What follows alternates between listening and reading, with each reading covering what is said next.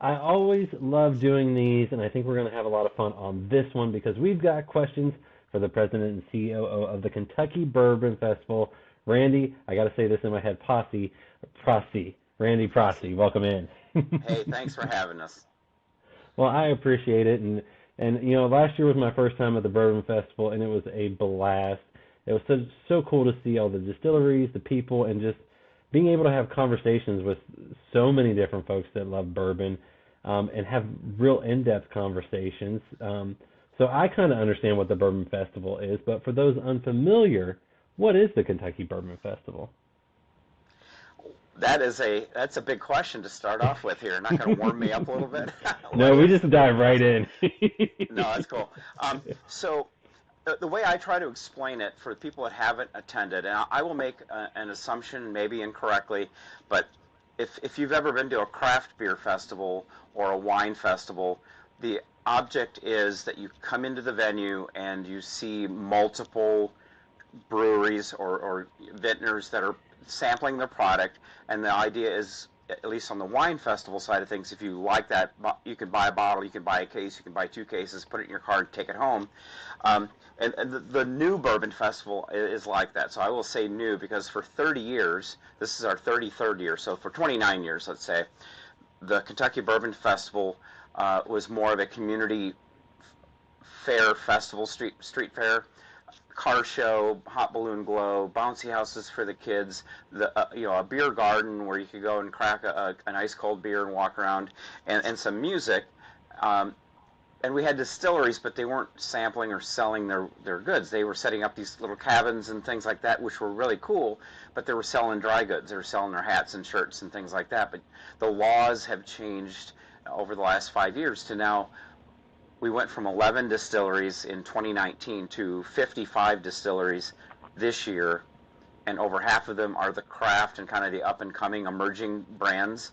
So what I've tried to create here is a balance between all of the big names, the legacy brands that you know, and then hopefully when you come after your 3 day experience, you've discovered some distilleries that maybe you hadn't heard of before, or you've heard of them but you hadn't had the opportunity to sample. So it's 55 distilleries, and if you do the math, the craft distilleries are all doing at least two SKUs, and the larger, your Jim Beam, Four Roses, Heaven Hill, Maker's Mark, they're doing 6 to 8 different sample brands, during SKUs during the weekend. So all in, you've got 200 different expressions and products that you're going to be able to sample and buy. So the laws have changed. So now those distilleries are selling their bottles and you're taking them home with you, which was, it's a game changer for everybody. So if you've been last year, like you were, you kind of, you see that experience. If you haven't ever attended, I just want to set that expectation of it's like a wonderland for the bourbon enthusiasts. You walk in a rick house. We built a miniature rick house full of 60 barrels. So you immediately when you walk in our main gate, you're transitioning into a really cool experience. But then the world is just, it's a playground there. So it's a 21 plus adult playground. So you don't have the kids in the strollers and the kids running around and tripping on everybody. It really is a serious 21 plus bourbon experience, but it's a lot of fun as you hopefully you experience. Well, absolutely. I will be back this year. I love to get in these little guys, little Glencairns that you get to take around and sample. And you talk about the amount of distilleries that are there, but I also know this year you've worked on expanding space. You guys have worked on getting more of those craft guys in there. So what new additions for someone like me that went last year will I get to see this year? Well, and we always keep you in mind. Like, what can we change on the event so people coming back don't get bored with the same experience? And I always liken it to when I was a parent of my son, the museum that I went to in third grade, and now I'm the parent guardian riding along, and it's the same museum, and I'm like, that turns me off. So we work really hard to keep the things that we know that you want and what the distilleries want. And I always say this, and I make no apologies. Our customers, you, the guests, are always going to be second because our distilleries are first. And I'll tell you in a second why I say that. But if the distilleries are happy and keep coming back and keep upping their game and they keep competing with their neighbor distilleries, then the consumer in the end is the net winner on that thing. So what we're doing this year for you coming back, last year we added food trucks. So there was a church parking lot right next door that had 15 food trucks in it. We've moved the food trucks out onto the street right at the main entrance of the festival. That's 5th Street for anyone that's going into Bardstown. We now have them all along the street opposite the main entrance, and it'll be open to the public again. So even if you don't have a ticket, you can still come in and at least enjoy the food trucks and get a bite to eat.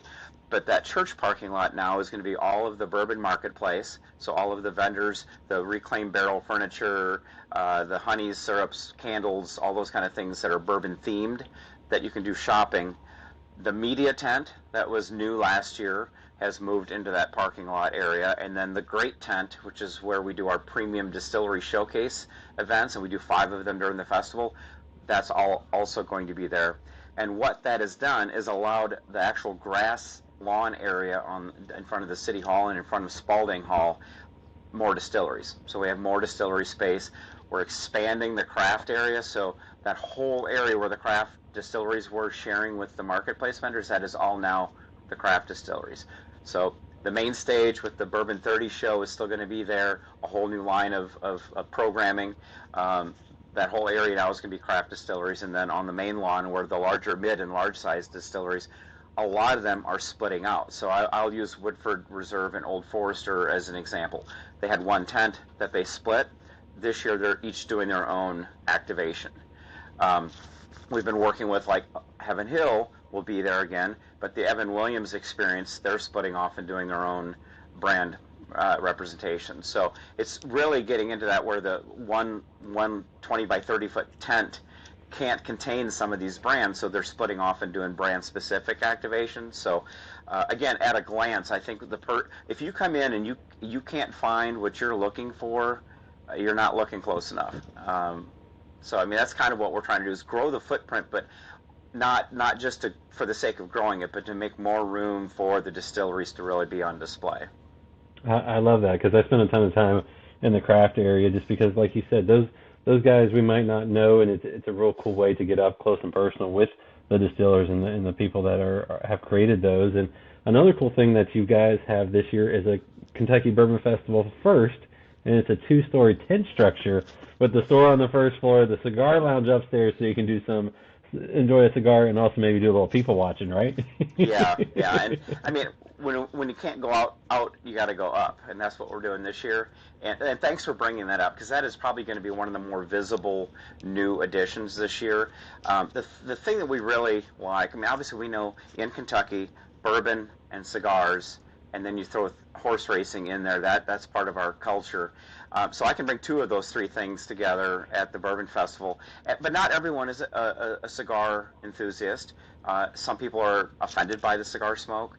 Some of the distilleries, I'm learning, is really a polarizing topic. Some embrace the smoking culture, and others are like, we don't really want to have cigar smoke within 50 feet of where we're trying to do our sampling and tasting experiences. So we thought, well, let's create, people like to people watch, right? So second floor, the railing, the balcony, you can stand up there and people watch over the festival. You can enjoy a cigar with your friends. And I think the part I'm most excited about is not only is it going to be open to the public, but on the second deck we're creating 3 10-foot by 10-foot smoking suites. So you and 5 of your friends can rent that, reserve a suite for an hour. You come up and you'll be greeted with a welcome cocktail. There's some little goodies that we're still trying to coordinate. But sit there for an hour with your friends and people watch, like front row, and have that experience, and then go about your business. We're open for 6 hours. So if you take an hour out of that day to sit up on the second level and have that vantage point with some friends and a good cigar, I think that's a pretty good add-on for your overall vibe of what we're creating. I love it. I love to see, like you said, you're always finding new ways to make sure that everyone that's coming back has a cool, different experience, and also those that are getting there have an amazing experience.